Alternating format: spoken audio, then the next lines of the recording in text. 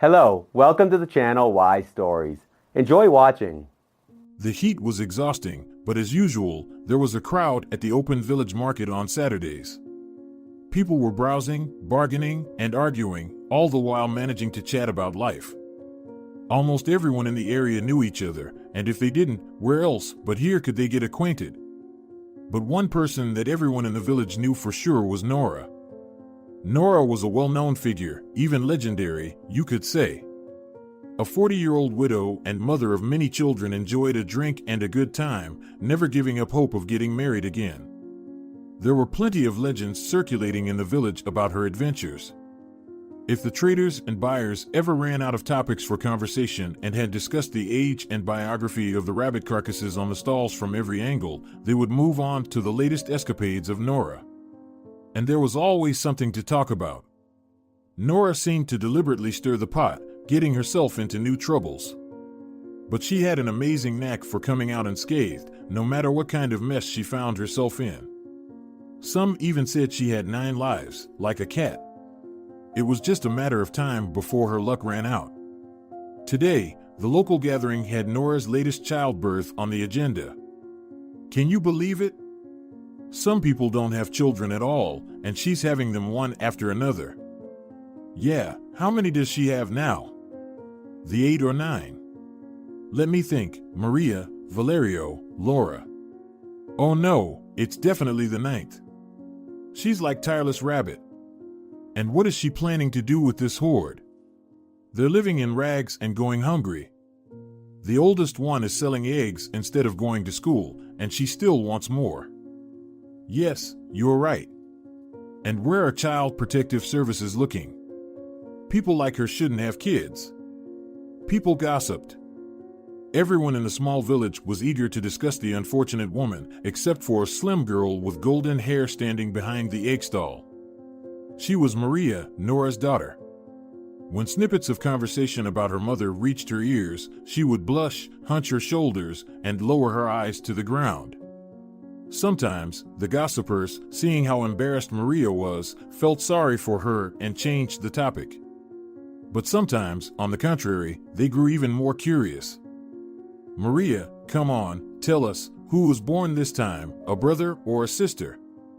The plump auntie asked unabashedly, counting money for a tray of eggs. A brother, Maria replied softly, almost in a whisper, and even attempted to smile politely, but it didn't come out well. I see, the customer scoffed disdainfully. So, how many brothers do you have now? 4, Maria replied quietly. Will you get a child allowance? The nosy lady asked sternly. I don't know, probably, Maria replied. She doesn't even know. The woman snorted and tossed the money onto the counter. Give me my change. Stop saying, I don't know. You're just like your mother, you never know anything. All she's good at is having children, one after the other. After counting the change, Maria handed it to the customer and said, Thank you, please come again, trying not to react to her sarcasm. I'll come, where else can I go? I don't even have my own chickens, the lady replied, going off to harass other vendors. Maria let out a sigh. You're really something, Maria, she said, hearing a friendly Dominica's voice from her neighboring stall. I wouldn't have been able to handle that, I would have snapped back. But you always stay composed and polite. I don't get offended by the truth, Maria replied bitterly. I love my mother and my brothers and sisters too. But I know my mother is a fool, and she lives recklessly. Everything was fine when my father was around, but when he was gone, a normal life went with him. My mother started fooling around, always afraid she couldn't manage without a man in the house. She said children needed a father and were always looking for a replacement. She went hunting for men, she always had some admirers, it didn't work out with one, it didn't work out with another. And with someone, it seemed to be going well, but as soon as my mother got pregnant, he'd vanish like the wind. And the more children we had, the lower her standards became. She got involved with alcoholics. Luckily, she's not a heavy drinker, but if there's stress, as she puts it, she starts drinking. In the end, we have neither a father nor, essentially, a mother. Maria, I heard you did well in school, didn't you? Dominica interrupted the sad story. I did. But I couldn't finish school the way I wanted to. I barely made it through middle school. I started skipping, so I fell behind, Maria confessed. Why did you start skipping? Dominica asked sympathetically. It's simple, there was nothing to wear, Maria sighed. Sometimes kind neighbors would give us things. For example, their daughters had outgrown their shoes.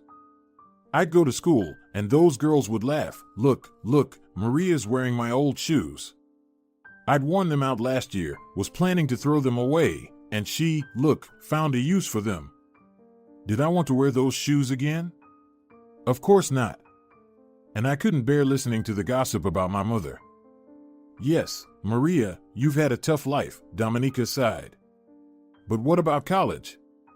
You could have gone to study and gotten a profession, right? Oh, Dominica. Maria waved her hand. College? Who would take care of the kids? My mother and her alcoholic friends?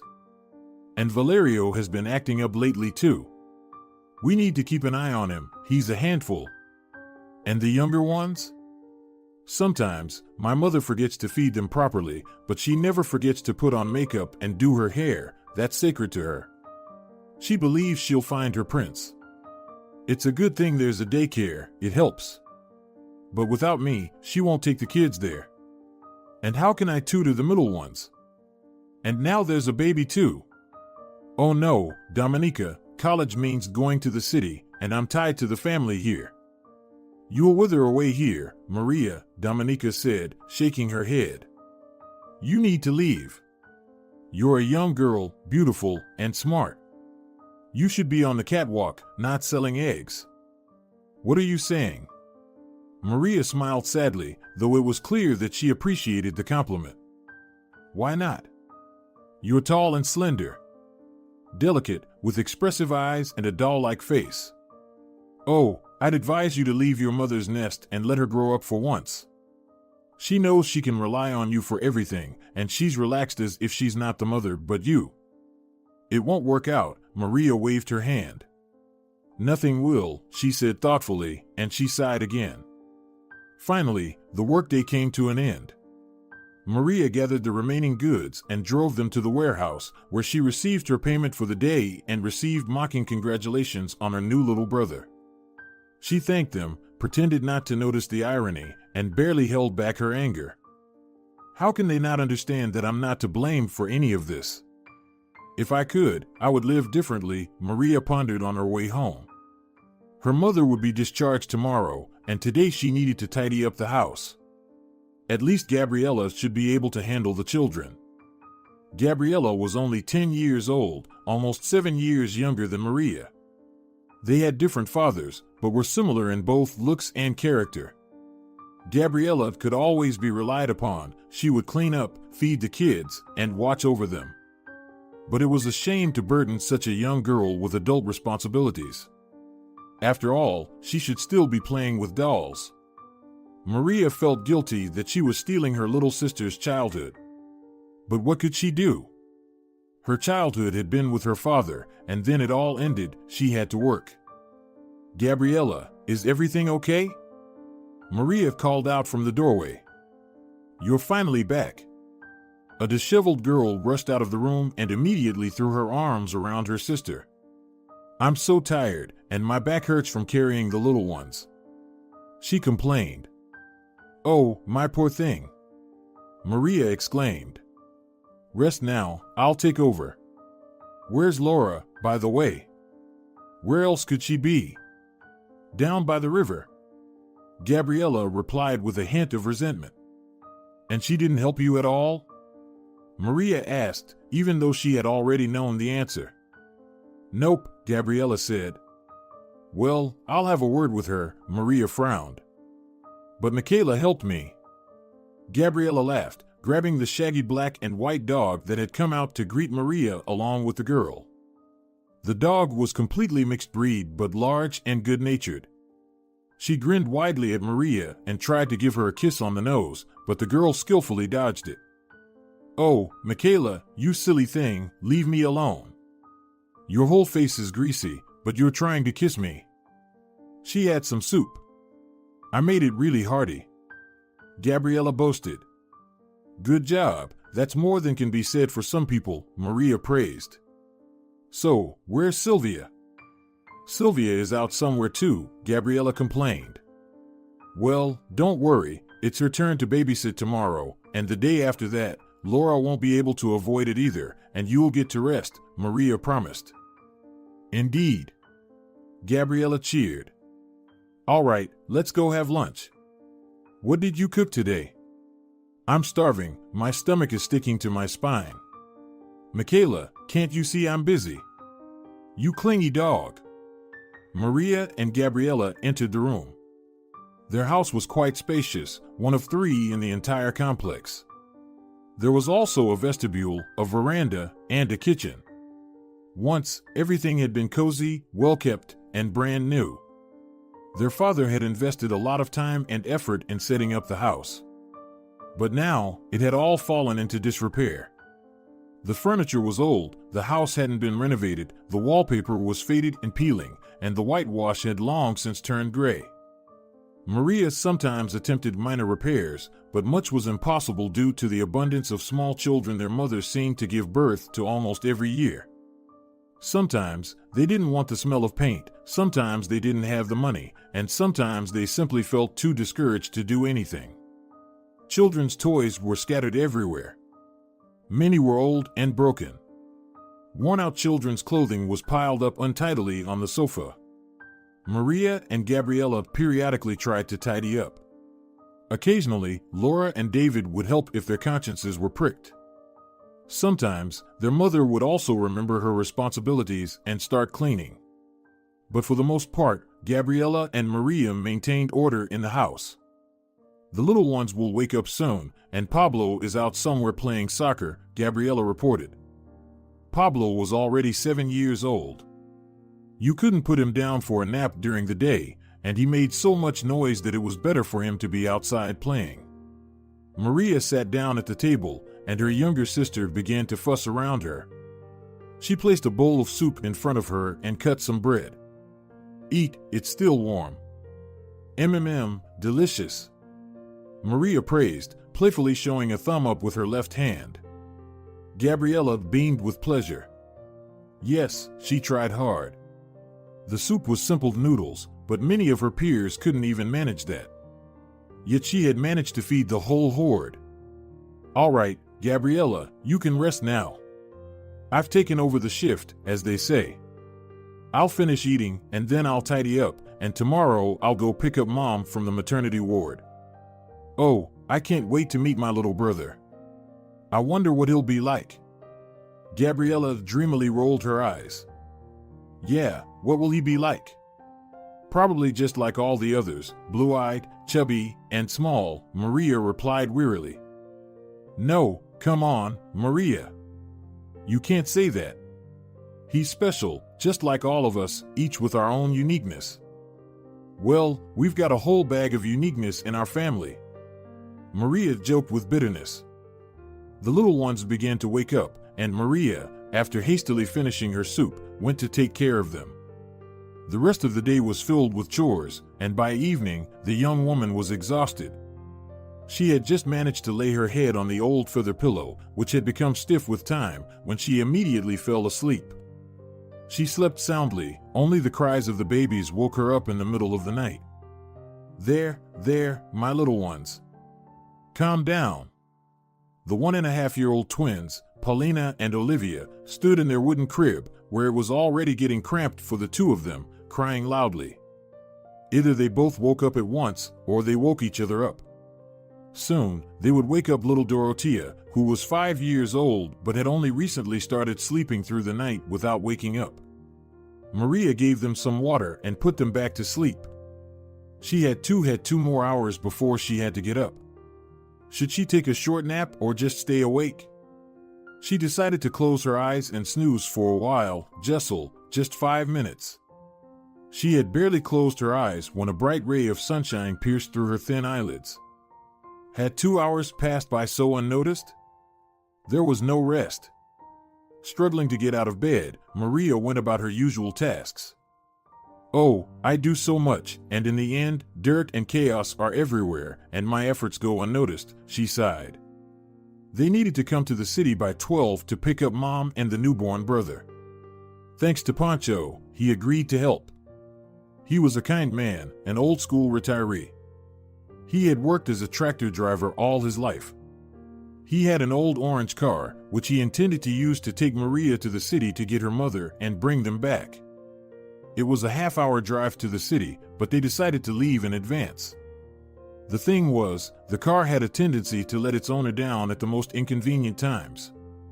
It could suddenly stall and then, just as unexpectedly, start up again and go. Maria, can I come too? Gabriella begged. Oh, Gabriella, it would be more convenient for me with Laura. She's older and can help if anything happens. All right? Maria replied, apologizing. It's not a big deal. I'd rather go to the river. Laura smirked. Mom isn't giving birth for the first or last time. It's not interesting anymore. So, Gabriella, you can go if you want. Maria looked at Laura disapprovingly, but she didn't try to persuade her. Why bother? If she didn't want to, then she shouldn't have.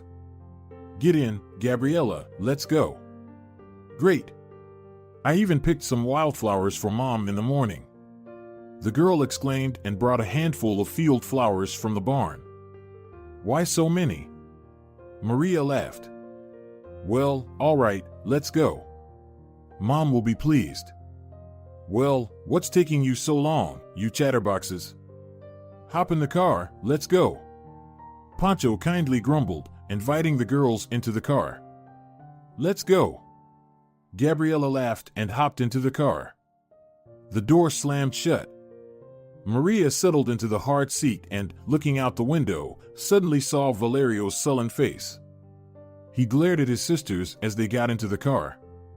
Maria waved at him, but he didn't respond. He continued to stand there, his hands in the pockets of his faded sweatpants. Poor Valerio, he's so unhappy. What's on his mind? Maria wondered. Valerio was her full brother, both from their father and mother, which was unusual in their large family. Yet they felt like strangers to each other. Maria didn't feel a kinship connection with him, and lately he had distanced himself from the family, disappearing somewhere. It seemed that only Maria was concerned about this. Their mother couldn't care less, and the rest of the family members were happy when Valerio didn't show up at home and didn't torment the little ones, who irritated him. He was always sullen and never said a kind word. She started up, my dear. Pancho interrupted Maria's thoughts with a cheerful voice. I can tell from the sound that we'll make it there just fine. At least to the maternity ward. But I can't guarantee the way back. You just do your best, Pancho. I wouldn't want to stand on the road with a newborn baby either. Maria smiled. Don't worry. I've had a word with this old lady. Everything will be fine. They arrived without any adventures and parked a little way from the maternity ward because cars weren't allowed on the premises. Maria knew the rules well. It wasn't her first time here to pick up her mother. All right, Gabriella, let's go. Pancho, stay here. Just don't smoke in the car. Maria requested sternly. Oh, come on, Maria, I understand that there'll be a little one in the car. Gabriella couldn't wait to meet their mother and the new baby, as she put it. I can already imagine how cute he is. She exclaimed in anticipation as they entered the hospital lobby. Their mother was already standing near the exit with a bag and a bundle in her arms, casting a gloomy look at the happy, large family of her roommate, who was posing for photos in front of a wall with a stork painted on it. The woman was dressed festively and held a huge bouquet of flowers. Her husband was standing joyfully beside her, trembling with excitement as he cradled their newborn daughter in a pink lace blanket, his eyes sparkling with happiness. The elated relatives surrounded the young parents, who were clearly delighted to welcome the new addition to the family. Nora, exhausted, poorly dressed, and lonely, looked pitiful in comparison, like a beggar with a doll instead of a child at a major train station. Inside Maria, there was a pang of sorrow for her mother and for herself. She used to be so beautiful, tall, and full-figured. But now? She had damaged her hair with cheap dye, turning it into a rag. Her face, already not so fresh, had worsened after recent childbirth, slumping and getting plumper. But her lips, on the contrary, had paled and sunk in. Mommy!" Gabriella exclaimed. She was the only one who didn't feel uncomfortable and was simply happy to see her mother and her little baby brother. "You finally showed up," Nora grumbled, simultaneously upset and relieved that she would finally leave the hospital. "What took you so long?" "Mom, you said to come at 12, remember? We even came early." Maria tried to justify herself. "Yes, they asked me earlier. Some big shot is visiting the maternity ward, and they're cleaning all the rooms. People like me get kicked out. Anyway, let's go." "Nora, are you going to take pictures too?" The midwife asked mockingly, having just received flowers and chocolates from the happy family that couldn't seem to finish their photo session in front of the stork. "Next time," Nora retorted defiantly and headed towards the exit at a brisk pace. "Thank you," Maria said quietly to the midwife, and then, realizing that she had to do something, she quickly picked up a small bouquet of wildflowers from the pile and handed it to her as a token of appreciation. She didn't have any money for even a chocolate bar, and leaving without anything was awkward. The midwife accepted the flowers indifferently, even disdainfully, giving Maria a condescending look. Maria felt uncomfortable and hurried to leave the maternity ward, following her mother. Pancho was standing by the car and hadn't smoked, just as he promised. "Oh, Nora, did everything go well? Good for you. You're quite a woman. With you around, we shouldn't be afraid of the demographic pit." "Oh, come on, you old buzzard, stop teasing me," Nora grumbled. "I'm not teasing, just stating the facts." Pancho smiled. "What will you name the little boy?" "Fernando," Nora replied briefly. "Oh, what a name!" Pancho exclaimed in surprise. "It's beautiful but rare. Nowadays, boys don't get names like that. No matter what name I chose, some idiot was named like it. So, I had to pick a rare one from the old names," Nora explained. "All right, let's go already. Start this jalopy." "Quiet." Pancho panicked. "She can hear everything, she might get upset."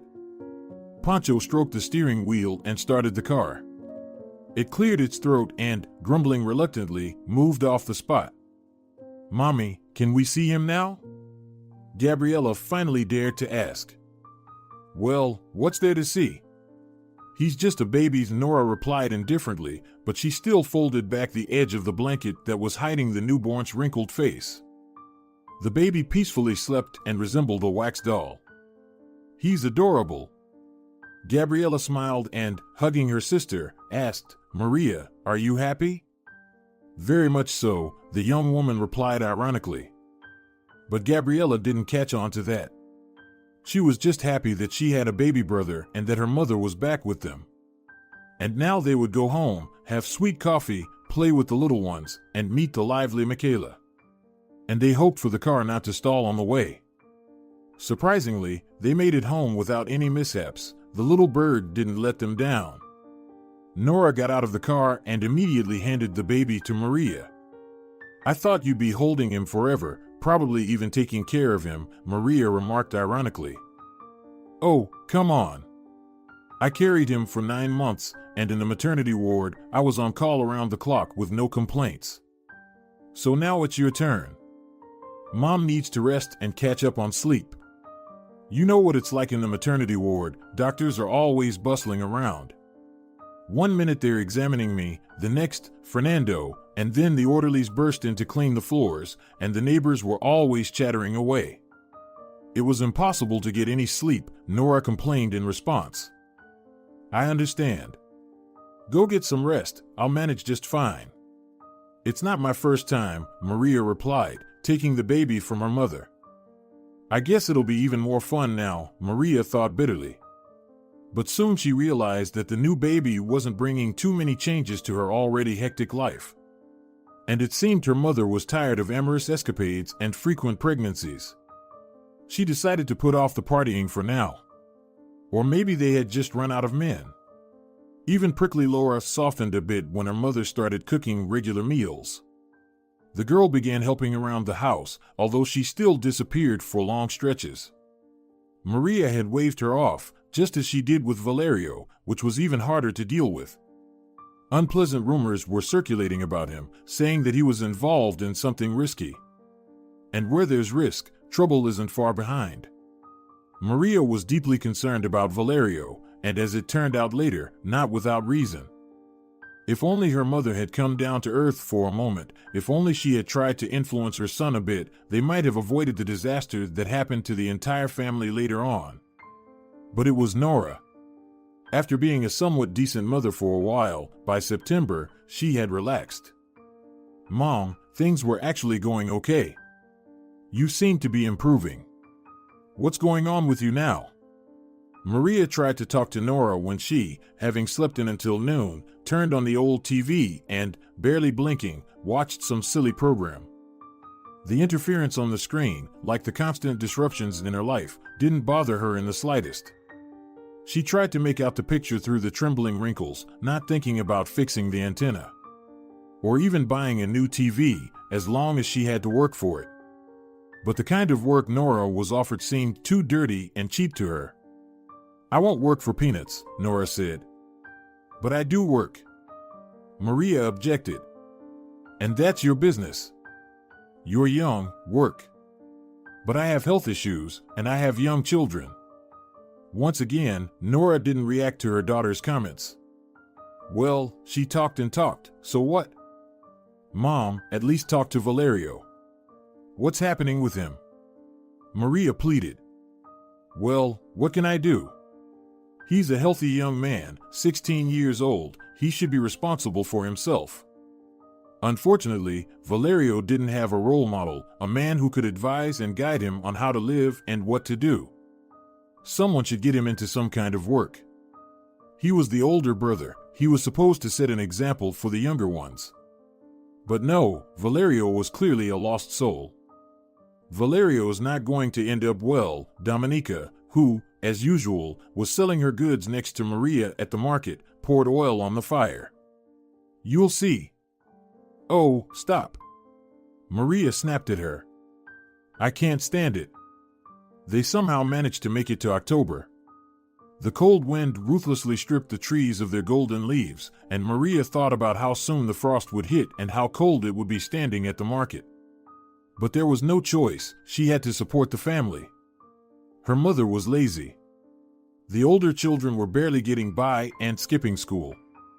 Only Gabriella was trying, but she also had to miss classes. Not for friends' sake, but for the sake of the younger ones. The issue with daycare was still unresolved. The caregiver was always complaining that Olivia and Paulina were always unkempt and Dorothea misbehaved. And on top of that, Nora would start arguments with the daycare director, thinking that the best defense was a good offense. Maria was constantly plagued by a sense of shame for her family, especially for her mother. Shame became Maria's constant companion, weighing her down. It made her gaze dim and her shoulders slump lower and lower.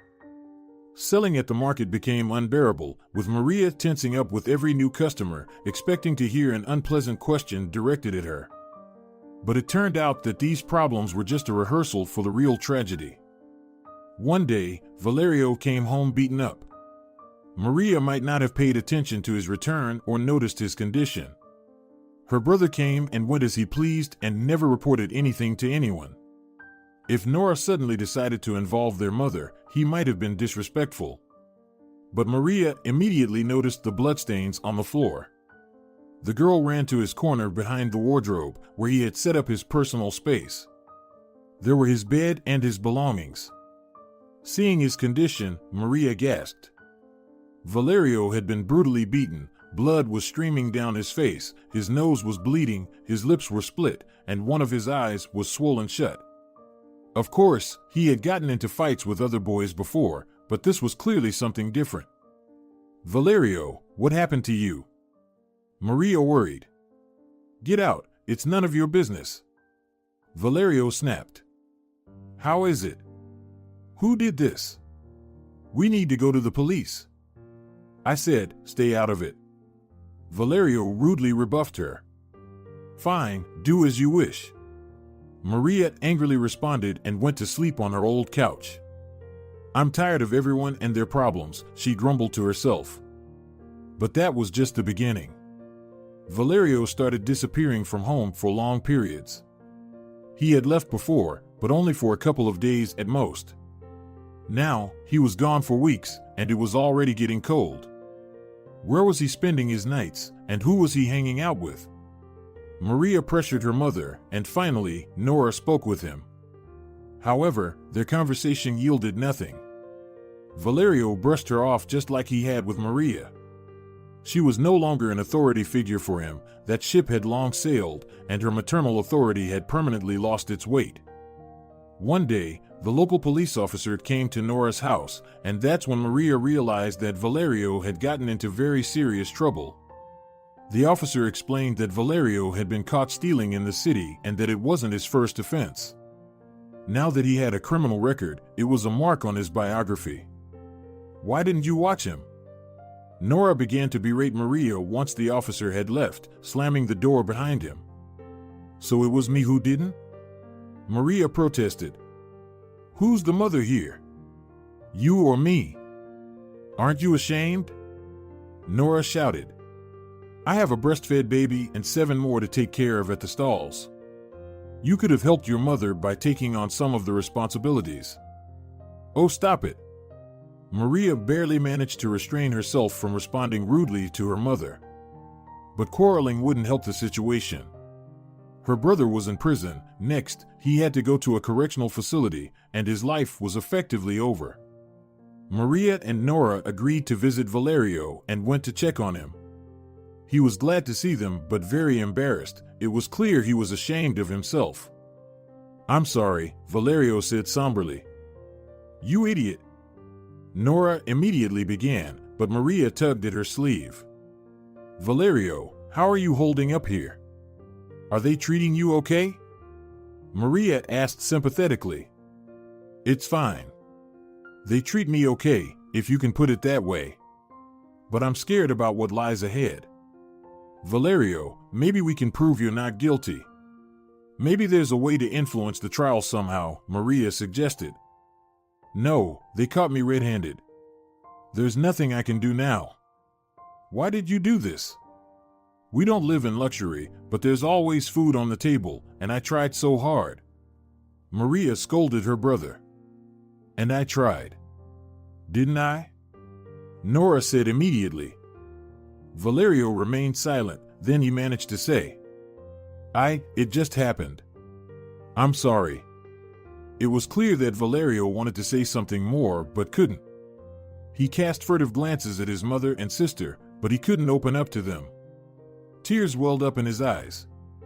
"Don't worry, ladies. He might meet someone like Raphael in the correctional facility who can turn him into a better person. They have educators there. Why are you so down?"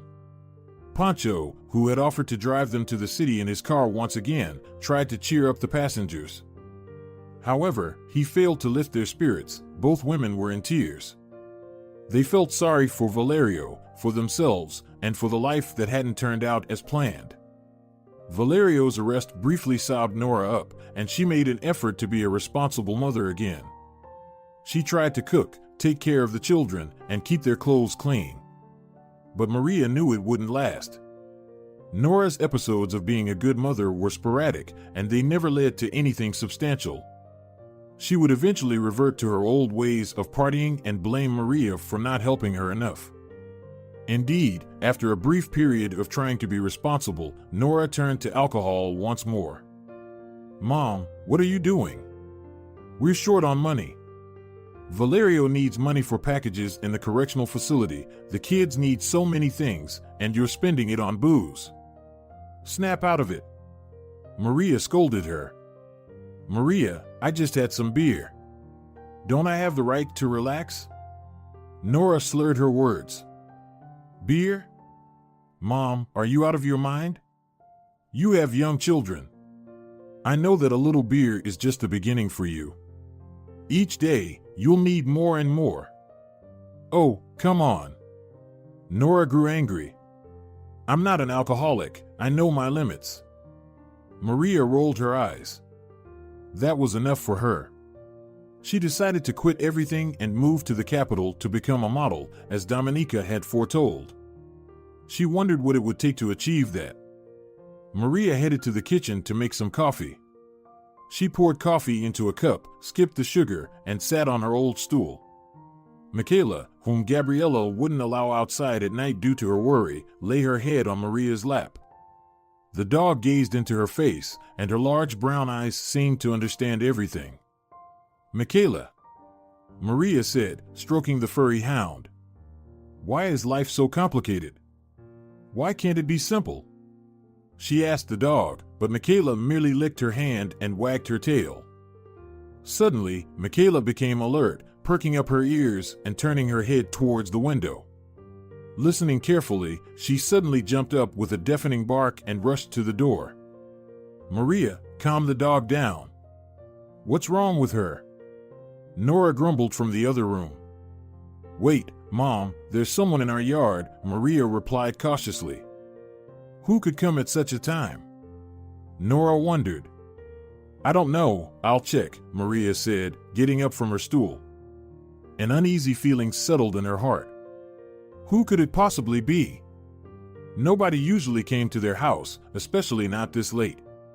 Maria put on her jacket, nudged the agitated Michaela aside, and left the dog to bark inside. Who's there? Maria asked sternly. The yard was dark, and at first, it seemed like there was no one there. But the persistent barking of the dog continued. Suddenly, someone grabbed Maria's wrist from behind, squeezing it painfully. Ow! Maria cried out. Are you Maria? Someone asked, and his voice sounded hoarse and unpleasant. Yes, she stammered, frightened. All right, listen up, Maria. Your brother owes us $300,000. If you don't pay it within 2 days, things won't go well for you. Are you out of your mind? What $300,000? Who owes it? Valerio? He does, sweetie, the voice continued. He gambled it away and had some bad luck. And you won't have any luck either, neither your little sisters nor your little brothers. And your mom won't have any luck either if you don't find the money. What are you talking about? Are you insane? Even if I sell this house, nobody will pay $300,000 for it. Then, Maria, you won't have a house at all. The person threatened. Think about where you're going to get the money. Your brother will tell us where to find him. The invisible interlocutor, who was breathing unpleasantly close to Maria's ear and gripping her wrist tightly, finally let her go. I don't have any money, and I won't have any, Maria firmly replied. Then, you'll see, the menacing guest promised. What? Maria didn't understand. But judging by the footsteps, the man headed towards the gate, indicating that the conversation was over. Maria didn't bother to pity her mother while keeping the reasons for the uninvited visitor's visit hidden from her. She told Nora about the unpleasant demand this guy made, but Nora had no useful advice to offer. She only expressed her outrage, cursed life out loud, and then went to sleep. Maria, on the other hand, couldn't sleep at all. She tossed and turned in bed until morning, her mind racing, trying to figure out where to get the money. However, no ideas came to her. Maria decided to call her brother and personally ask him about this debt he had incurred. So, you gambled? Maria hissed into the phone, and when she heard frightened Valerio's voice, it was evident he was about to cry. I did, he admitted. While I was cleaning the floors, cooking for you all, sold eggs, and taking care of the children. You were having fun, gambling?" Maria said it in disbelief. "Please forgive me," Valerio whispered quietly. And Maria heard in his voice those familiar tones she hadn't heard in a long time. In that moment, she both loved and hated her brother. "You're scum, Valerio." She yelled and hung up the phone, then burst into tears. He was a wretch, an absolute wretch. And she was miserable too. It would never work out for her, it never had, because she was born into the wrong family. They would all drag her down, starting with her mother and ending with her endless children. Maria once again felt the urge to leave everything behind and go far, far away. And to walk on a runway. In the evening, Maria realized she was anxious and afraid of the visit from yesterday's guest. But he didn't come. Her mother was drinking beer again, so Maria didn't want to interact with her at all. After putting the children to bed with Gabriella's help, Maria lay down herself, but she couldn't fall asleep for a long time. She listened attentively. No one came this time. However, the next evening, Michaela barked again, agitated. There were already 3 guests, or maybe more. It was too dark to see. "Have you prepared the money?" the familiar voice asked. "No," Maria calmly replied, and she immediately received a blow to her back. Caught off guard and in pain, she folded in half and sat on the ground. She didn't even scream, she just tried to regain her composure and catch her breath. "Scum. You are all scum," was swirling in her head. Someone grabbed her hair so painfully that Maria even lifted herself up, clutching her stomach and overcoming the pain. "Haven't you realized yet that we're serious about this? No one's going to mess around with you, that's not why we're here. So, find the money quickly. $500,000. The voice said menacingly. "What?" Maria whispered. "Exactly what you heard. Your mother over there is giving birth. Like on an assembly line, she can share the benefits and child support." The voice continued. "What benefits? What child support? She always has problems with documents. She can't even properly register anything. You came to the wrong place. I can't even give you 10, that's all we have. And you keep asking for $300,000, and now 500. We don't have that kind of money. We're not interested in your whining. We'll be waiting for the money tomorrow. If you don't bring it, you'll regret it." Maria didn't even have a chance to find out who these bandits were. Reporting to the local police officer wouldn't make sense either. He was a crooked cop. After the uninvited guests left, Maria got up from the frozen ground and walked back home. She was scared now. She realized that these people were capable of anything. She needed to hide her brothers and sisters, but where? "Mom, we're in trouble. We need to hide the children," Maria whispered softly, leaning over Nora, who was lying on the couch, trying not to let the older ones hear and get scared. "What happened?" Nora didn't understand. "Valerio owes money, and we have to pay them," Maria replied shortly. "What money? What are you talking about? We've never had any. Who does he owe, and how much?" Nora couldn't believe it. "He owes them to some kind of gangster. He lost money gambling. At first, they asked for $300,000, and now it's $500. Maria sobbed. "They've lost their minds. Don't they know that a widow with so many children can't possibly have that kind of money? Even if we had it, I wouldn't give it to them. Look what they want." Nora scoffed. "Mom, these are dangerous people. Haven't you realized it yet? They might even kill us." The young woman exclaimed. "Don't talk nonsense. Will it be good if we die? We can't even pay them when we're alive and dead. We'd be useless," Nora said indifferently. "Mom, you've become so numb. You don't want to know anything, you're just glued to your TV. They might kill us all, and you'll remember my words then." Maria replied. Maria went to the kitchen, sat down at the table, and stared blankly at a spot. Soon her mother came in. "Well, what's bothering you?" she muttered, sitting down next to her daughter. "Mom," Maria began with hope. "You have so many male acquaintances. I mean, maybe someone could help, right? They're not the people to rely on. They've long since disappeared, dissolved into the past, as if they never existed. And what can they do? They're destitute." "Mom, you sure know how to choose people to be friends with," Maria sighed. "Don't judge me, you'll see when you're my age, then you'll look at yourself," Nora grumbled. It was decided to go to bed and think about what to do next. Maria couldn't sleep, she tossed and turned all night. In the morning, she went to Pancho for advice. "What can I do for you, Maria? I don't have any money, and there's nowhere to hide the kids. My sister lives in the capital, an old lady all alone. She only has a small room. Where can you put the kids?" Pancho pondered while Maria stood nearby, her head down, tears streaming down her face. It was very frightening. "Pancho, why don't you send them to Estefania?" his wife offered. "To Estefania?" The elderly tractor driver was surprised. "Why not? She has a farm, cows, and a warm house.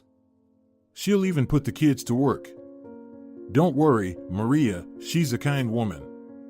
She's my cousin. She lives 100 kilometers from here, in a small village. The ones who don't want to leave are still there. Estefania will be among them. Just don't let her take the youngest one, you understand, too much trouble with him. But she'll find someone to help with the twins. She has some old lady friends there, they'll keep an eye on them." "I don't even know," Maria began. "Don't be afraid. She won't take any money from you, she'll make do. And she'll enjoy taking care of the kids. She's already raised generations of them, they're always bringing her more. She has her own grandchildren too, they'll probably come in the summer. Winter is coming, but don't worry, her house is warm, everyone will be fine." "That's a good idea." Pancho brightened up. "I'll take them, but Maria, you won't fit in there. So, Laura, you're a little bandit, we'll go with the older ones. The main thing is for our old jalopy not to let us down." The wife chuckled and immediately received a stern look from Pancho. "What are you saying? You shouldn't talk about the car like that, she might get offended." Maria walked home contentedly. She knew her mother wouldn't object to sending the children away somewhere. However, Laura caused a scene, she didn't want to part with her friends. On the contrary, David was pleased, after all, he wouldn't have to go to school anymore. "Don't get too excited, David," Maria said. "You'll come back and have to take all your subjects externally. So take your textbooks with you." It was very hard for Maria to part with the little twins and little Dorotea, and she didn't want to let go of the troublemaker, Pablo, either. But it was most difficult to say goodbye to Gabriela, and she didn't want to part with her sister either. "I'm not going," Gabriela firmly stated, crossing her arms over her chest. "You're going, Gabriela, we have to leave," Maria begged. "No, I'm not going." This was the first time Gabriela had shown such defiance. She cried and refused to collect her things, and at the very last moment, she ran away. Maria was very angry with her, especially since the other children, watching their sister, started acting up too. But time was running out. Pancho had to return, he needed to hurry. It gets dark early, and the road through the forest is long. "All right, long farewells lead to unnecessary tears," Nora said. "Get in the car, and don't disgrace me there." She instructed the children. "You too," Laura muttered. The old orange car, packed with children, grumbled unhappily and rolled along the bumpy road. Maria waved goodbye, and tears streamed down her face. Gabriela didn't go this time, and little Fernando stayed with his mother. She felt sorry for them. What would happen next? Gabriela returned in the evening, red-eyed and guilty. The joyful Michaela and the stern Maria greeted her. The former happily hopped around, while the latter remained gloomy and silent. "Maria, forgive me, little sister. I won't do that again. Gabriella sobbed. Are you hungry? Cold? Come on, we'll have dinner and warm up. Oh, how silly you are, Gabriella, Maria said in a conciliatory tone, and her little sister calmed down. They had dinner, watched a bit of TV with their mother, and played with Fernando. Then it was decided to go to bed. Maria couldn't sleep again. She was worried about the kids, wondering if they had arrived safely and if everything was okay. She had no idea who this Estefania woman was, the one she had sent her little brothers and sisters to. But she didn't see any other option right now. All she wanted at the moment was to protect her family. This night turned out to be sleepless again. Maria tossed and turned, and her mother even started snoring. She had probably been drinking during the night. And when Fernando started crying, Maria realized that she wouldn't be getting any sleep tonight. As soon as dawn broke, she rushed to Pancho's place to find out how everything had gone. His wife met him, and she had advised them to take the children to his sister the day before. He's sleeping, Maria, he's exhausted. The car broke down on the way back, too. But the kids arrived safely. Estefania was surprised, of course, but for her, there are no strangers' children. You can trust me, neither Laura, nor David, nor Pablo will get sick there. They'll work like champs. You won't recognize them, and the neighbors will look after the little ones. It brings them joy, and the kids get care. You should go and get some sleep. Look how tired you are. Thank you very much. You've helped me so much. Maria smiled. Go on now. You still need to figure out what to do with the others. Maria immediately became sad. Yes, what to do? She spent the entire remaining day thinking but couldn't come up with a solution. Nora felt even more at ease without the children. She brightened up and even managed to be seen talking to a new acquaintance at the store. By evening, Maria was so exhausted that she could barely stand deciding to go to bed early. She asked Gabriella to take care of Fernando at night if Nora overslept. Then, just as her cheek touched the pillow, she fell into a deep sleep. Gabriella, stop it. Maria grumbled in her sleep, but her sister continued to tug at the hem of her long sleeve, in which she was sleeping. I asked you to check on Fernando yourself. I'm tired. Maria mumbled, too weary to open her eyes after 2 sleepless nights. In response, Gabriella growled and bit Maria's wrist, causing her to cry out in pain and immediately jump up. Everything was like a fog, and there was an unusual smell in the air. Maria shook her head and heard barking. It wasn't Gabriella at all, it was Michaela. The dog was fussing around and beckoning somewhere. Maria was disoriented by what was happening. She couldn't break free from the embrace of sleep and return to reality, where something strange was going on. What's happening? Am I asleep? Maria couldn't understand. Suddenly, a switch seemed to flip in her mind, and Maria woke up. Fire! Rushing into the room, she grabbed Fernando from the crib and, coughing, started to wrap him up. Gabriella. Mom. Fire. There's fire in the house. Mom. But no one responded. Fernando woke up and started crying.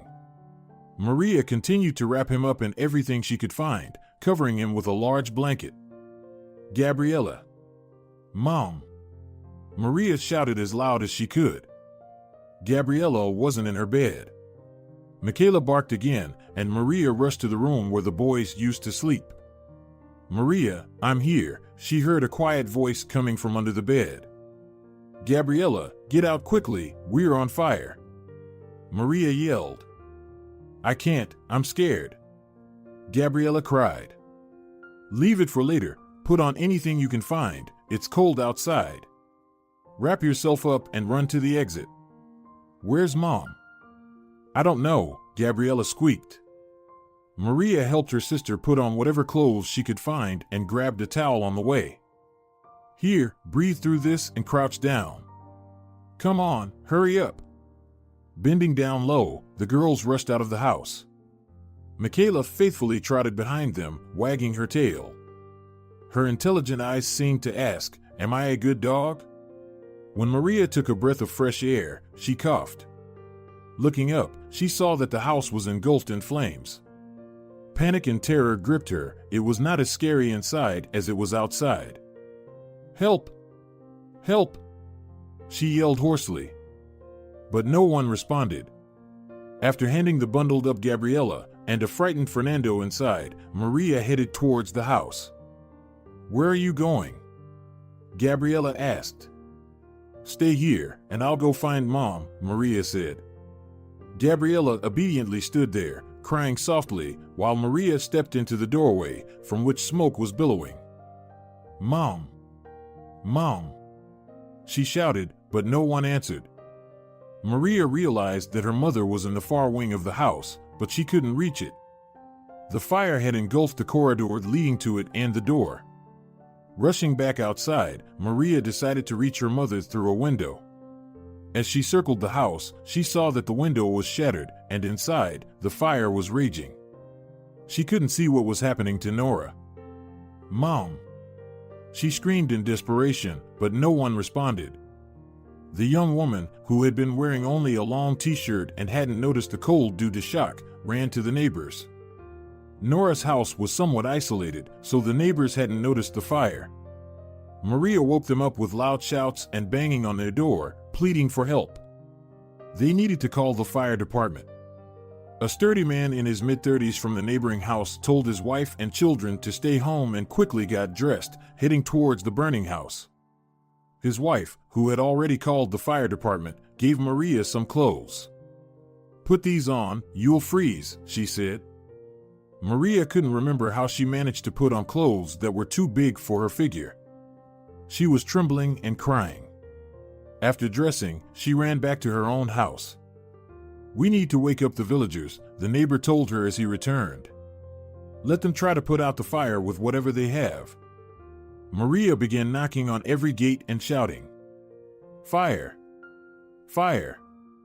The villagers rushed out, initially thinking that the fire was at their homes. When they realized Nora's house was burning, they ran back inside to get dressed and arm themselves with whatever tools they could find to fight the flames. Despite their efforts, they couldn't control the fire. Maria only regained her senses by morning, when the house had turned into ashes. The fire department had arrived, but it was too late to save the house or Nora. In Maria's head, the phrase she overheard from the neighbors during their collective efforts to extinguish the fire kept replaying. So, it's unclear if the house caught fire on its own or if someone with a grudge set it on fire. Looks like the latter. Nora's eldest, the one who got locked up, owed someone, they say. Everything that had happened made Maria freeze. She didn't immediately realize that Gabriella was embracing her, sobbing, and that faithful Michaela was pressing against her legs. She came back to herself at the sound of the neighbor's voice. The neighbor's wife was holding Fernando, wrapped in a blanket. "We need to feed the little one. Let's go to my place. I'll send my husband to the store for formula. And you girls, I'll feed you too." For the time being, the orphan girls were accommodated in a dormitory room in one of the few three-story buildings in the village. After Nora's funeral, Maria went to Pancho for advice. "Pancho, you mentioned that your sister lives in the capital. Can you contact her and ask if she can take us in? I'm afraid to stay here. They burned down our house, and we're still alive. They might come back for us." "Yes," the old man said. "That's entirely possible. Here's what you should do. Pack your things, and I'll take you, Gabriella, and Fernando. It's a long journey, so we'll leave at dawn." "And will your sister accept us?" Maria asked cautiously. "Of course, she will. What else would she do?" Pancho replied. "Just don't tell anyone where you're going, or the troublemakers might find you in the capital." Maria had very few belongings. Compassionate neighbors had brought some things for the baby and Gabriella. Maria had only jeans, a worn sweater, and an old men's jacket 3 sizes too big. She didn't even have tights, despite the cold season. But all she wanted right now was to escape to the capital, far away from these inhuman people who had burned down her home and nearly harmed her sister and brother.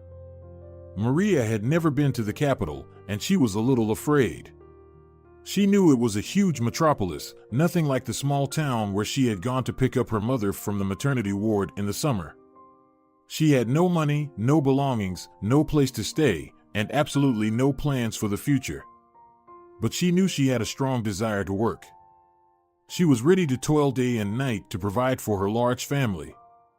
At the appointed time, Pancho was waiting for them by the car. "And what about this one?" he exclaimed in disbelief, nodding towards Michaela, whom Gabriella was leading on an old leash. "She can't go with us," he added. "No, Pancho," Maria firmly replied. "She's our savior. If it weren't for her, we would all have perished. I won't leave her." "You can leave her with me. I'll take care of her." Pancho waved his hand. "No," Gabriella responded with the same determination as her sister. "You'll put her on a leash if you want, so she stays with us. We'll find her a kennel in the capital." "What kennel?" "Never mind. Get in already, all of you." Pancho spat and jumped behind the wheel. As usual, they first coaxed the car to start without any surprises. When it finally reluctantly roared to life, they crossed their fingers to overcome the challenging road ahead. Driving such a long distance in an uncomfortable car with a small child was no easy feat. Fernando was being fussy, and Maria was on edge. Gabriella tried to calm both of them down, and Michaela pretended she wasn't even there, transforming into a fluffy mat on the floor. Who knew? What if they suddenly dropped her off in unfamiliar places? When they finally arrived in the capital, Maria's jaw dropped in amazement, and Gabriella was equally impressed.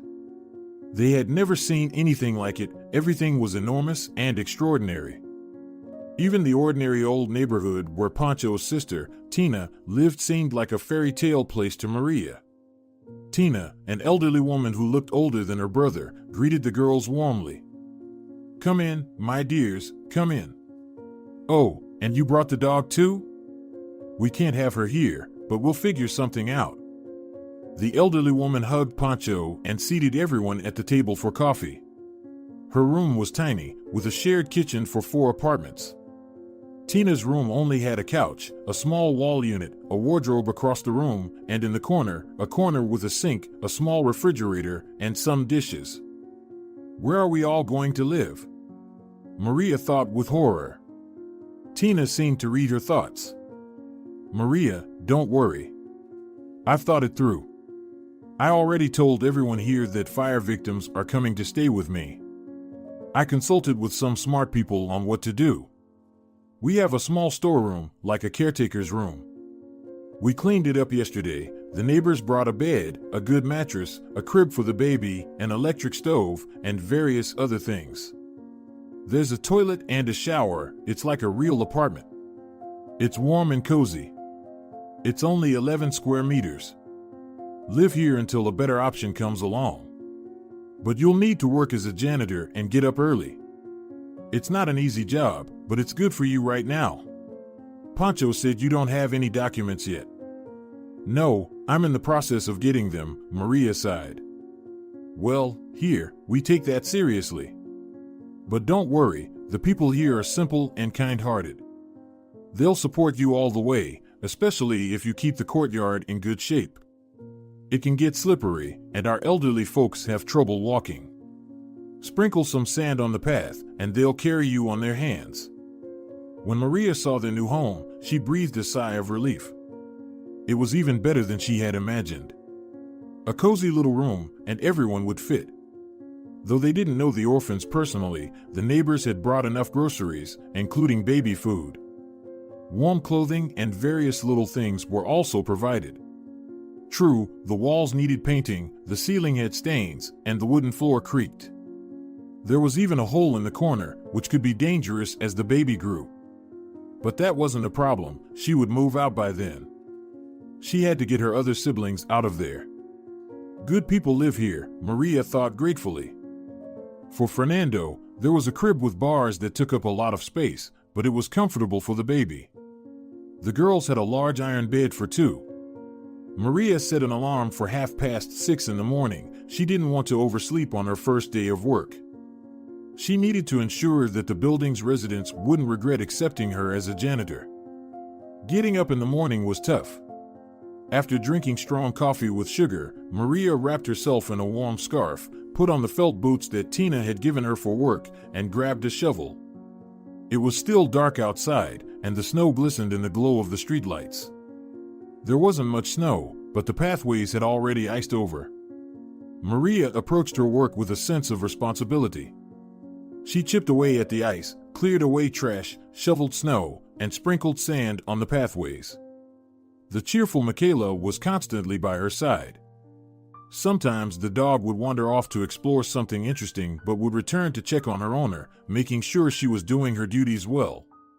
When the work was finished, Maria surveyed the area with a critical eye and concluded that the job was done excellently. Returning home, she realized just how exhausted she was. She had no energy left. "Don't worry, I'll get used to it," Maria reassured herself. Indeed, with each passing day, she became more accustomed to her new job. However, money was in short supply, so Maria took on additional work cleaning staircases in apartment buildings. "Maria, you're so beautiful. It's not right for you to be wielding a broom or a mop," Tina remarked one day. "Right now, everyone needs to work, even the beautiful ones," Maria sighed.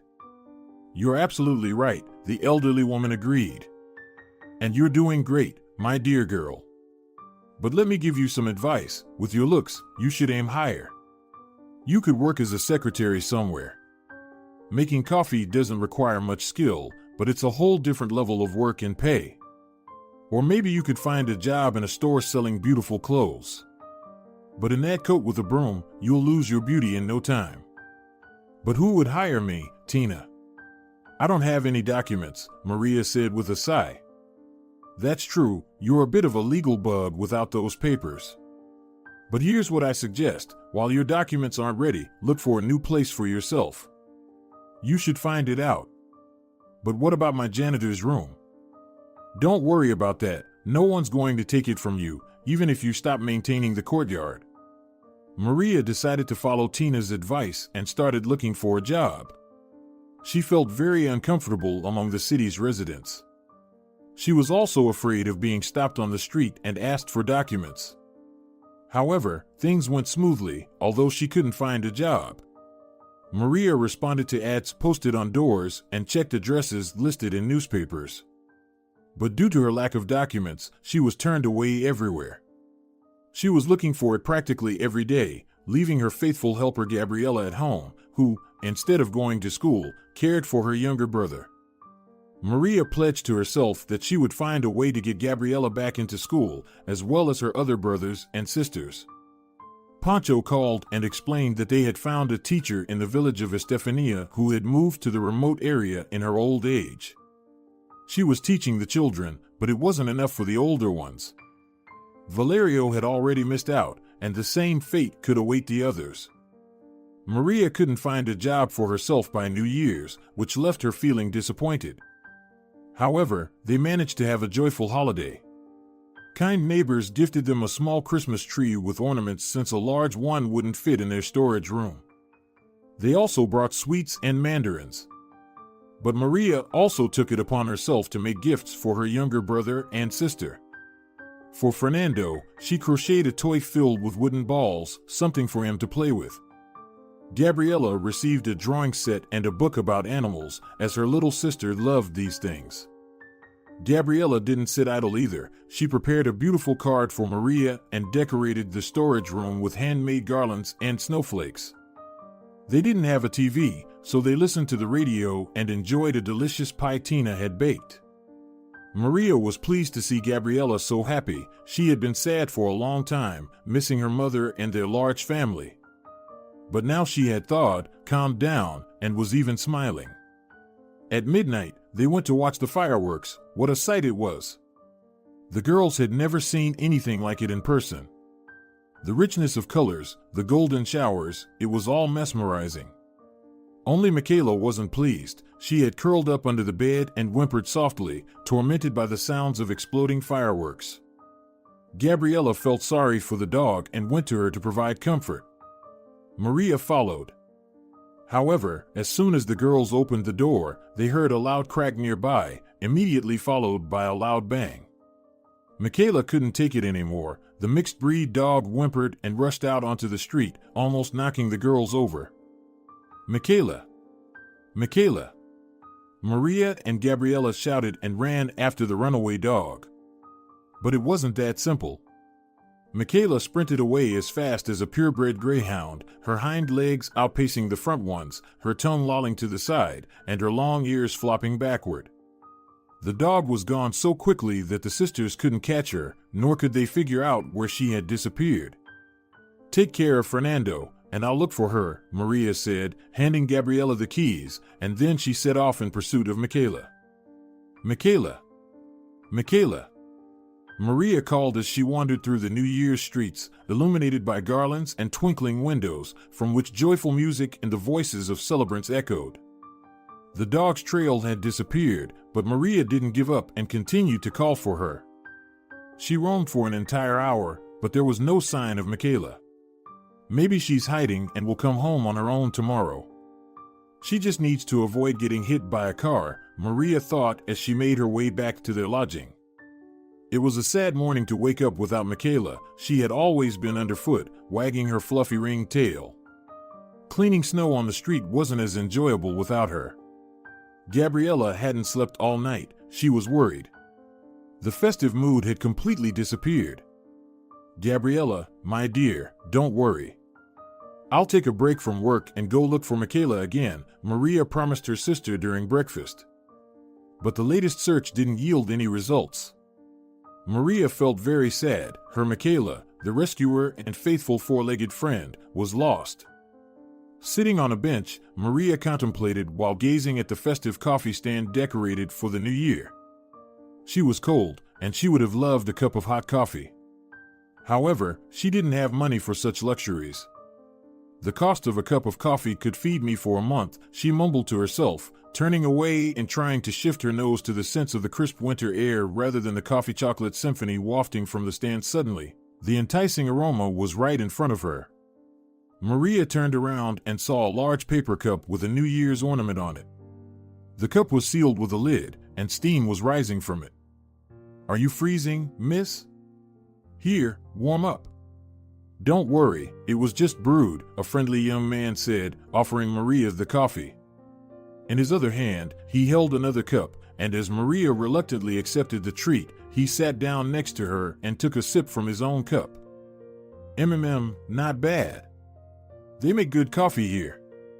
It's especially pleasant to have it in the winter, with such a lovely girl nearby." "I'm Melanio, by the way, and you?" he asked. Maria replied timidly. "Maria. You're quite shy, Maria. Haven't you met people on the street before?" "You're such a beauty," the young man smiled. He appeared to be around 25, wore rectangular glasses, and was modestly yet tastefully dressed. "I'm sorry, but I'm new to the capital, and I'm not used to being around people," Maria attempted to explain herself, but still didn't dare to try her drink. "I see. Well, I've lived here my whole life, but I, too, am not accustomed to people, you know. Besides, I usually don't approach girls, especially on the street. But you've really caught my eye. And Maria, I have a feeling that something has happened to you. I might be just the person who can help you. Am I right?" He smiled again. He exuded trustworthiness, and after taking a sip of the coffee and acknowledging its divine taste, Maria finally responded. "I've lost my dog." "What?" The young man didn't understand. Yes, my dog. Her name is Michaela. She ran away on New Year's Eve, frightened by the fireworks. I've been looking for her everywhere, but she's gone," Maria lamented. The sadness in Maria's voice over her lost pet touched the young man's heart. "Don't worry, Maria. Let's look for your dog together. I think I know where she might be," he said. "Really?" Maria's face brightened. Yes, over there is my car. I'll drive you. Don't worry, I won't take you anywhere else, Melanio reassured her when he noticed her hesitance. Maria continued holding the coffee cup and sipping it slowly, trying to regain her trust. Maria, please believe me, I won't take you anywhere. We'll just find your dog, and that's it. I have a couple of ideas, he added. Melanio's car wasn't new, but it was certainly in better shape than Pancho's old vehicle, which Maria had occasionally ridden in. Where are we going? Maria asked while still savoring her coffee as slowly as possible. We're heading to the municipal shelter. I think we should go to the one closest to us, Melanio replied. However, their trip to the shelter didn't yield any results. Michaela wasn't there. I can give you an address, said one of the shelter employees. Dogs were brought there this morning, but we're currently out of space. With the address written on a scrap of paper and a heart full of anticipation, Maria sat back in the passenger seat next to Melanio. Well, let's go. Maria's happiness knew no bounds when Michaela was indeed found at the new shelter. But the happiest of all was Michaela herself. She danced, her ears pressed back, and her tail wagged so vigorously it seemed it might detach. Michaela! I'm so happy! Maria exclaimed, tears streaming down her face as the delighted Michaela licked her nose. I'm so glad you found your dog, Melanio said. Well, let me take you back home. We've come quite a distance. Maria agreed, eager to see Gabriella's reaction to the return of their missing dog. Maybe I can have a coffee at your place? Melanio asked when they arrived at the janitor's place. Oh, Melanio, I'm embarrassed. Our room is tiny, and my sister and brother are there too. It's awkward, Maria said. No worries. Melanio smiled, mentally scolding himself for putting Maria in an uncomfortable situation. Then I invite you to a cafe today. Oh, could we make it tomorrow? Today is really not convenient for me, Maria suggested. All right, tomorrow it is. I'll pick you up in the evening, Melanio promised, delighted that Maria agreed to go on a date with him. Maria went home, and Melanio stayed in the yard for a while. He could hear joyful exclamations coming from the caretaker's place. Gabriella couldn't contain her happiness upon reuniting with her beloved Michaela. The following evening, Melanio and Maria went to a cafe. Maria didn't have anything special to wear, but even in simple jeans and an oversized sweater, she could easily outshine the city's beauties. Maria resembled a beautiful and delicate flower wrapped in a cheap newspaper. Holding a bouquet in her hands, Maria felt even more awkward, thinking she didn't match the flowers, the cozy cafe atmosphere, or her new acquaintance. Melanio shared a bit about himself, mentioning that he was a mathematician and physicist engaged in scientific work. He didn't earn much, but it was enough to make ends meet. Maria, on the other hand, opened up to Melanio and shared everything about herself and her difficult life. She told him about her market trading, her wayward mother, the fire, Valerio, her siblings, and everything else. Melanio listened, his mouth agape, thinking, what a life this girl has had. At the end of her story, Maria became emotional and even shed a tear. Don't worry, Maria, Melanio said, covering her hand with his. Life can throw all sorts of challenges at us, but you're on the right path. You can rebuild your life brick by brick. Maria and Melanio began seeing each other every day, and these were Maria's first real romantic experiences. Melanio noticed that he was falling more in love with this beautiful girl with each passing day. However, Maria was afraid to dive headfirst into a relationship, given her mother's experiences, believing that men would bring her nothing but trouble. One day, a neighbor told Maria that her acquaintance had resigned from her position as an office manager at a law firm and that Maria could try to get a job there. Oh, come on. Maria waved her hand dismissively. Me, a manager? In response, the neighbor chuckled. Don't let the title fool you, it's just a fancy name. All you need to do is sweep and neatly stack papers. Basically, it's just a vacancy of a janitor. But the salary is good. My acquaintance only left because she found a place closer to home with the same terms. Thank you, I'll go. Maria exclaimed happily. Hurry up before they post the job ad or competitors might rush in. Go there today, advised the neighbor. Maria headed to the given address. It took her a while, but eventually she found the place. The office was located on the ground floor of one of the buildings. The grand porch impressed Maria, and the interior design left her even more in awe. At first, she thought about leaving without trying her luck. But then, she gathered her thoughts, remembered how much she had spent on the subway, and decided to see it through. Offices were on both her right and left sides. There were no walls, just glass partitions, and Maria pondered which way to go, right or left. On both sides, tables were occupied by attractive women in business attire. Suddenly, Maria noticed that one of the women in the office on the left had noticed her and smiled. Maria decided that she would enter that office. Hello, the woman greeted her before Maria could even open the door. Do you have an appointment? No, Maria replied quietly. And what do you want? The woman inquired. I need to see the director. Do you mean our chief lawyer? Well, he's also our director. But he doesn't see anyone without an appointment. Maybe I can help you. Or you can schedule an appointment, and I'll inform you of the time. The woman smiled again and pointed to a chair. Please, have a seat. Maria awkwardly sat on the edge of the chair. She was completely flustered and couldn't figure out how to ask for a job. Moreover, the silly word office manager had slipped her mind. I'm here about a job, Maria timidly began. A job? That's surprising, the woman said. We weren't actually looking for anyone, it seems. I mean, for the position of a janitor, Maria clarified. Oh, yes, of course. The woman realized. We do need someone like that. Otherwise, I had to mop the floor before work today. Can you imagine? Yes, a janitor is a valuable person. The colleague sitting at the nearby desk said.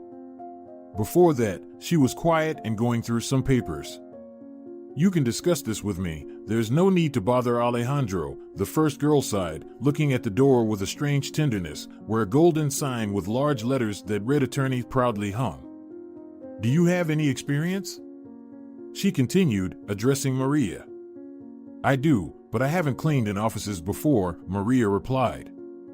Well, it's not difficult work. Let me make a copy of your documents, and we'll call you tomorrow. Are you of legal age? You look so slender and young. Upon hearing these words, the second girl at the table smirked mockingly and continued digging through her papers. Yes, I just turned 18, Maria answered. I don't have my documents yet. They were destroyed and haven't been replaced. Oh, we absolutely require documents. We're very strict about that, as you can understand. Our office is quite serious. You might want to try a store or a roadside cafe. They often hire without documents. I'm sorry, but that's how it is. It's okay, Maria said, getting up from her chair. I'm sorry to have bothered you. Don't worry. The girl tried to cheer her up, seeing how disappointed the visitor had become. Maria stood up and was about to leave when suddenly the beautiful door with the golden sign swung open and a man in a business suit in his 30s emerged. Girls, I'll be in the conference room for an hour and a half. I'll be back after 3, as usual, the man announced cheerfully. He was clearly pleased with himself and didn't notice Maria, nearly knocking her over. Excuse me, he exclaimed, catching the girl by the arm. Are you here to see me? No, Alejandro, she was applying for a job, but she's leaving now, the girl casually remarked. Is that so? I had a completely different image of a cleaning lady. Lucretia, did you hire her?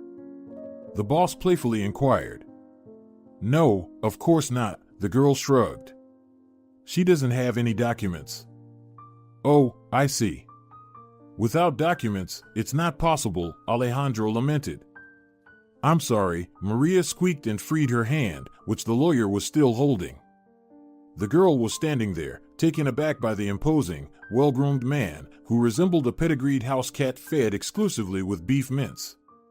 She turned to leave, but he grabbed her elbow again. "Wait," he said, and the girls raised their eyebrows in surprise, wondering what would happen next. "What's your name?" the man asked. "Maria," the girl stammered. "Come with me, Maria, I'll escort you, and on the way, you can tell me what happened to your documents." Maria obediently followed the director. Her back burned under the intense stares of the girls in the glass offices. "So, what happened?" the lawyer persisted. "Oh, it's a long story," Maria sighed. "We're not in a hurry," the man said with a dazzling smile. "Where do you live? I'll give you a ride, and you can tell me on the way."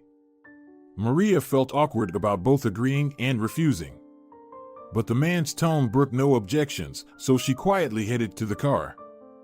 During the ride, Maria told him about her life, much like she had recently told Melanio.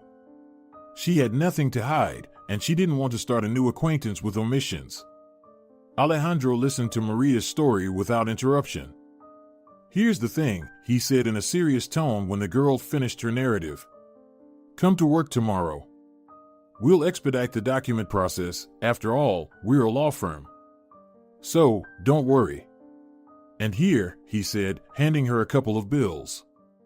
"Consider it in advance. It's for your commute to work and for small expenses until your first paycheck." As Maria got out of the car, he called after her. "Don't forget to clean my office thoroughly tomorrow. I like it when it's clean. Got it?" He winked at the girl and drove away. And she remained standing there, bewildered yet simultaneously inspired. Maria told Melanio that she had found a job. "Another one?" the boy exclaimed in surprise. "Well, what can I do?" "We need the money," Maria shrugged. "I understand. But leave the most lucrative one and think about your education. You need to study, to pursue something," he advised. "Oh, there's no time for that now. The most important thing for me is that Gabriella gets an education, and we need to find a place for Fernando in a kindergarten," Maria replied. Melanio fell silent. Maria knew she couldn't ask him for more money. He had already helped them enough. He had brought them a small but decent refrigerator that ran quietly, unlike their previous one, which had been roaring loudly throughout the room. Melanio had also put up wallpaper and fixed the floor. What more could he do for them? So, Maria understood that she would have to make her own way in life. She had no plans to rely on a happy marriage like her mother had. The next day, after cleaning the yard and tidying herself up, Maria headed to her new job. The girls in the glass offices greeted her with a cold attitude, but Maria wasn't bothered by it. She was used to being treated with prejudice. She had never been liked or accepted in groups. Besides, she came here to work, not to make friends. The girl, whom she had learned was named Lucretia, explained Maria's new responsibilities. The second girl didn't see fit to introduce herself. Two others from the neighboring office didn't even bother to look at the young cleaning lady. Was it worth paying attention to the service staff? But in the end, Maria had to notice when Alejandro, with a broad smile, invited her to clean his office, and he didn't leave it himself. He simply requested, "Natalia, 2 coffees, please." The tall girl with bright red lipstick on her lips was briefly speechless. "What? How?" Alejandro secluded himself in his office and even asked for coffee from her. She was a lawyer by education and was making coffee for some cleaning lady. What a shame. But there was nothing to be done. She had to obey. Natalia was even more outraged when she saw that the girl was sitting at the desk in front of the boss and smiling so widely that even the dimples on her cheeks were visible. "What charming dimples!" Alejandro purred, smiling at Maria. Upon hearing these words, Natalia wanted to spill both cups of hot coffee on the cleaning lady, but she restrained herself. Catching her gaze, Maria understood that she wouldn't be welcome here. "Maria, don't clean my office today. Natalia or Lucretia will do it. You look tired, and I'll give you a ride home, okay? Alejandro said when the door closed behind Natalia. It's a bit awkward, the girl blushed. No worries at all, the director smiled. I have business in your district anyway. Maria understood that her boss was flirting with her but decided not to resist it. She enjoyed the attention from someone like him and allowed him to court her. Not every day, but very often, the boss would drive her home, and one day Melanio saw it. He also came to see Maria, but Gabriella told him that her sister hadn't returned from work yet and offered to wait. However, Melanio decided to go to Maria's workplace and pick her up himself. Arriving at the address, he coincidentally witnessed the moment when Maria was leaving with a well-dressed, tall man. They were laughing. Maria was wearing a simple red jacket that Melanio had given her a couple of weeks ago, while the man was wearing an expensive coat. Melanio clenched his teeth and gripped the steering wheel. She's just like all the others, was echoing in his mind. Just like all of them. Maria didn't notice Melanio's car. She got into the boss's car, and they drove away. Melanio stayed behind, processing the emotions from what he had just witnessed. His car was much more modest. He didn't have that imposing appearance, an expensive coat, or a luxurious suit. Adjusting his glasses on his nose, he sighed and made the difficult decision to stop seeing Maria. After that incident, Maria tried calling Melanio, but he didn't answer. Initially, the girl was very upset and couldn't sleep for a couple of nights. But then, remembering how her mother's passions had led her astray, she slapped her hand on the table and promised not to dwell on the missing friend.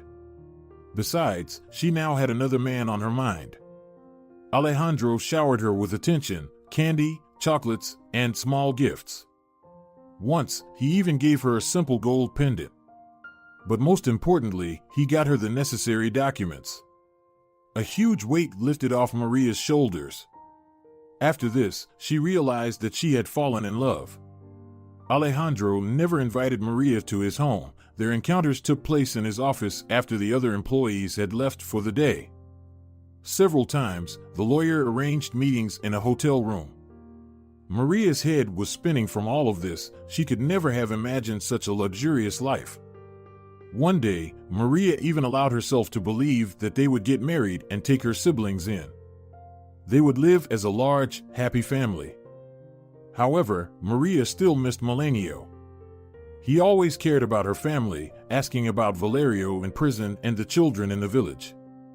He would bring sweets for Gabriella and buy diapers for Fernando. Alejandro, on the other hand, gave Maria the impression that he didn't want anything to do with her troubled family. But Maria didn't take it literally. She believed that Alejandro simply wasn't ready yet and that he would soften later. He would see her brothers and sisters, sympathize, and help. After all, he wouldn't abandon them, would he? He couldn't do what her mother's suitors had done. Spring arrived with the sun shining in the sky, tree buds swelling, and small streams flowing along the sidewalks, washing away the remnants of winter from the streets. Maria also blossomed. She began dressing better, but she never allowed herself to become extravagant. Alejandro took her to salons and gifted her perfumes and cosmetics. The country girl transformed, though she still lacked the ability to add an air of luxury to herself. In her relationship with Alejandro, there was no progress. Maria was still not acquainted with his parents or relatives. She had never been to his home. Furthermore, she still worked as a cleaner in his office. This began to concern her. Could a real man not make his beloved's life easier? He had professed his love and spoke beautiful words, unlike Melanio, who had never said he loved her. However, Melanio insisted on her education, thinking about her future. Alejandro, on the other hand, seemed content with her lack of education and her status as a simple cleaner. Moreover, Alejandro occasionally ridiculed her lack of education, as well as her lack of life experience and her provincial background. She felt uncomfortable in shopping malls, didn't know brand names, and made funny mistakes. "My dear, sometimes there's just nothing to talk about with you. What have you even seen in your life, my poor girl?" sighed Alejandro. Maria felt bitter about his words, but she couldn't argue because she depended on Alejandro both morally and financially. She believed that such a splendid man had the right to criticize Cinderella from a tiny village, the daughter of an alcoholic. What could she hope for, anyway? Over time, Maria began to notice that Alejandro had cooled off toward her. The office girls seemed to look at her strangely, as if they were mocking her. Maria interpreted it as ridicule about the fact that the director's lover had to wield a mop. But it turned out to be much worse. Alejandro stopped giving Maria a ride home after a young intern joined their firm. She was someone's acquaintance of Alejandro's and possessed everything that Maria lacked. She had manners, education, and metropolitan sophistication. Although Maria was much kinder than this girl, she seemed like a simpleton next to her. The girl, Marina, would wear revealing necklines and extremely short skirts to work. She would sigh Alejandro's name and constantly seek his advice. A mysterious smile played on her plump lips, painted with red lipstick, and the trail of expensive perfume was enticing. It was no surprise that one day Maria caught Alejandro in a passionate embrace with the intern in his car. The infuriated girl knocked on the window loudly, but the lovebirds didn't separate immediately. Alejandro rolled his eyes and reluctantly got out of the car, while Marina began adjusting her makeup, attempting to conceal her satisfied smile. "What is this? What's going on?" Maria exclaimed, pointing towards her boss's new lover. "Don't shout at me," Alejandro hissed. "You're not in your village, don't forget that." Maria exhaled and tried to ask calmly, "Please, explain to me what's going on. And who are you to demand an explanation from me? You're not my wife, you're just a cleaner. You've taken advantage of my kindness, and now you're getting too comfortable." Alejandro responded indignantly. "What?" Maria gasped. "You heard what I've said. You mean nothing to me, got it? I had no plans for you. You're fired, so get out of here. And don't ever show up here again, you crazy troublemaker." Maria didn't know what to say. Everything had been fine just yesterday. What had suddenly happened? She burst into tears and grabbed Alejandro's hand. "Alejandro, what is this? What did I do wrong? Please tell me. Get out of here, you hysterical woman, before I report you to the police. Leave." Marina stepped out of the car. Lazily chewing gum, she spoke in her velvety chestnut voice. "Alejandro, we have a meeting with a client in 10 minutes. Let's go."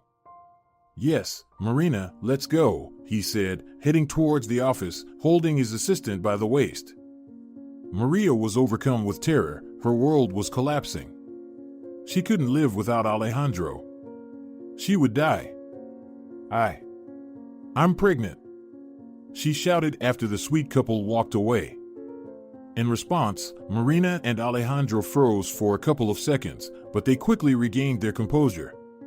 Marina burst into mocking laughter, and Alejandro said, "Well, that's just like you, all about breeding like rabbits, you beggars.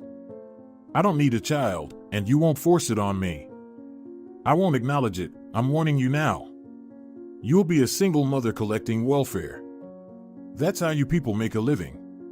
And if you don't want to ruin your life, go to the hospital while it's not too late." With her head down, Maria walked towards the subway. She was choking back tears and didn't know how to cope with this betrayal. "Pull yourself together and stop whining," she scolded herself. "Look at you, wanting a fairy tale. Fairy tales won't happen to you, return to the real world." The only thing Maria could find solace in at the moment was that she wasn't actually pregnant. She had said it out of anger and helplessness. Maria would never have children out of wedlock. She had seen the consequences in her mother's life. No, Maria vowed that things would be different for her. Returning home and looking at the wallpaper that Melanio had put up, Maria sighed.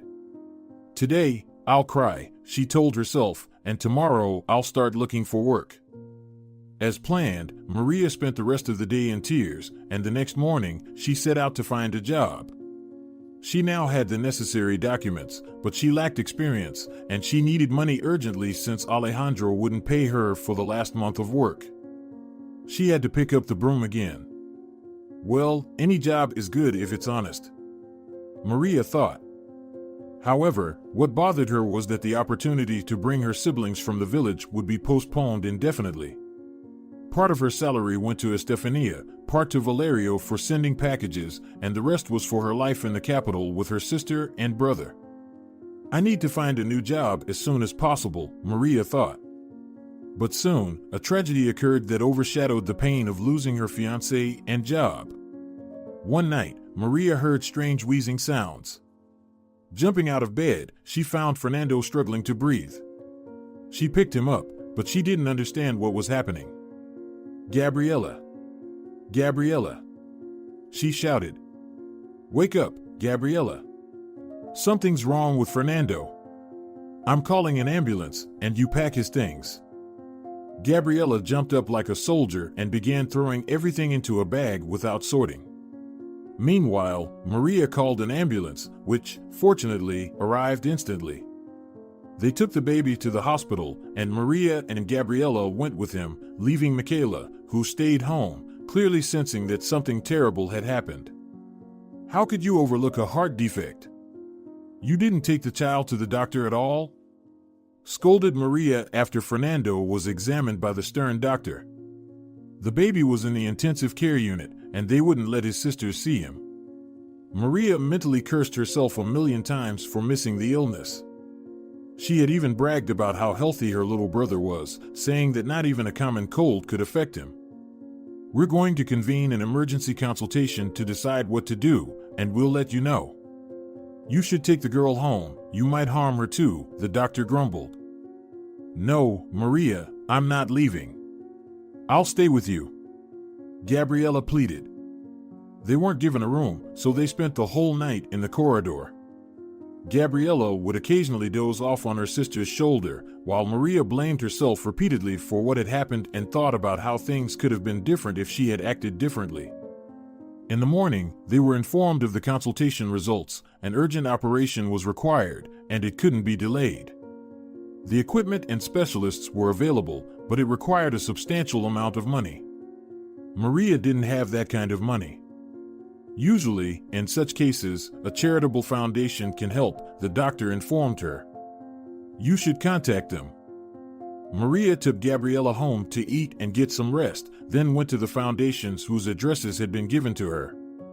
It turned out that there were quite a few children in need of urgent funds for surgery, and there was a whole queue of them. They promised to organize a collection for Fernando, but in his case, every hour counted. Maria went to the hospital and spent the rest of the day there, sleeping on a couch in the corridor again. In the morning, a nurse woke her up. You need to come. We need your consent for the surgery and your signature. We're taking him to the operating room, the nurse said. What? Maria was surprised. But we haven't paid yet. Maybe you haven't, but someone else did, the nurse smiled. But the amount is huge. Maria couldn't believe it. Oh, don't worry about that right now. The most important thing is for the surgery to go well. Once it's over, we'll find out who paid and why. All the time Fernando was in the operating room, Maria felt on edge. When the doctor finally came out and said that the surgery had been successful, she rushed to hug the surgeon in joy. Only now did she realize that she hadn't eaten or drunk anything all day. They still hadn't let her see Fernando, so Maria went outside to get some fresh air and buy herself some water and a snack. To her surprise, when she stepped out of the clinic's doors, she ran into Melanio. Melanio, is that you? Maria couldn't believe her eyes. Hi, he replied with a smile. How's Fernando? Did the surgery go well? Yes, Melanio, everything's fine. But how do you know about the surgery? Wait, was it you? Did you pay the bill, Melanio? Maria guessed. Come on, Maria, it's no big deal. The important thing is that Fernando is okay. I was really worried about him, he's such a good kid. How did you find out? "Tell me," Maria pleaded, gently taking Melanio's hand. In response, he squeezed her hand and then kissed the tips of her fingers. "I've missed you so much," Melanio whispered. Maria looked at him with wide-open eyes. After a long conversation, she found out that he had been at the same charitable foundation she had visited the day before. He had donated computers to children from underprivileged families and had come to finalize some details. However, Maria had been so distraught that she hadn't even noticed Melanio and had almost knocked him over. He had found out why she had come and paid the bill in the evening. "Maria, you know, I'm actually wealthy. I'm not just a physicist stuck deciphering equations. I'm involved in robotics, and I've already patented some things. I grew up in a poor family, I never had anything, but as soon as I started earning money, I suddenly had friends and girlfriends. However, I soon realized that they were only interested in my money. When I told them I had gone bankrupt, they all disappeared in an instant. That's why I don't flaunt my wealth, as you've noticed. When I saw you with your boss, I thought you were just like everyone else, but I was wrong. You always put your family first, Maria. There are very few people like you. And even if I'm not interesting to you personally, let me at least help you and your family. I'll be happy to be a part of your future. Well, ideally, how about marrying me?" Melanio said, getting down on one knee. It was damp outside, and Melanio's pants quickly soaked, but he paid no attention to it. He took out a blue velvet box, opened it, and revealed a bright ring with a cluster of small gems that glistened brilliantly in the sun. Maria couldn't believe her eyes. Was this a joke?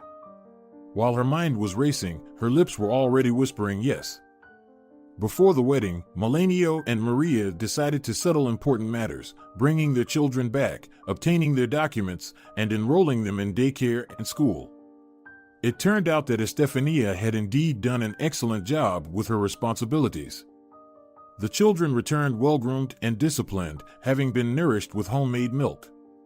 Even Laura and David had become quieter and more obedient. Estefania praised them, saying they had helped her with household chores and taught her a lot. It was clear that, although Estefania was strict, the children didn't want to say goodbye to her. Soon, they managed to get Valerio out of the correctional facility by hiring a good lawyer for him. To prevent him from going down the wrong path, they arranged for him to work at an auto repair shop. The owner, Rodrigo, promised to take him under his wing, making sure he worked diligently. He pledged to teach him many skills so he could earn an honest living. Melanio rented a large house for the family, and Maria cried when she saw it. "Why are you crying?" Melanio laughed. "Don't you like it?" "Well, it's temporary. We'll build our own house according to your design." "I love it, I really do," Maria whispered happily. When all the issues with the children were finally settled, they had their wedding. There weren't many guests, but it was a youthful and joyful celebration. Maria pursued her dream of joining the theater, and one day, a producer noticed her. He liked her portrayal of a beautiful provincial girl, and she even appeared in a couple of commercials. After these shoots, another producer noticed her, and Maria fulfilled her dream of walking the catwalk. However, she didn't want to pursue a career as a model or actress. Maria realized that her most important role was being a mother and the keeper of the family hearth. So, when she found out that she was expecting a child, she took a break from her career without hesitation. After giving birth to a beautiful boy, Maria understood that this was a reward for all the years of pain she had endured. 3 years passed.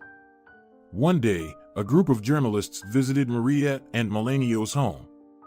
They were shooting a segment about Melanio, who had made a breakthrough in robotics with a significant invention. Part of the show was dedicated to Melanio's family, especially his wife. The journalists captured the happy family and left to edit their material. Maria couldn't have imagined the pain that this interview would bring to a man living in a panel apartment on the outskirts of the city. On the old linoleum floor next to the sofa where he watched TV, there were numerous beer bottles. He stared at the screen, gripping a plate of salted fish tightly. "Maria, it's you again?" Alejandro had seen Maria before, in advertisements and even in a movie. Each time, it hurt him to see his former cleaning lady, whom he had callously betrayed. "Oh, come on, Maria, don't be angry. The world has already punished me," Alejandro sniffled and reached for a bottle. Taking a sip, he continued enviously. "And look at you living so lavishly. Better than I ever did." After parting ways with Maria, Alejandro married Marina. Despite being an experienced lawyer himself, he underestimated the cunning woman who managed to take his entire firm and leave him with nothing. Losing everything, Alejandro, who wasn't accustomed to fighting for his life, quickly gave in, turned to drinking, and launched himself. Well, everyone got what they deserved. For some, it was a dirty room filled with empty bottles, while for others, it was an ocean of boundless happiness. If you're enjoying it as well, leave a like and subscribe.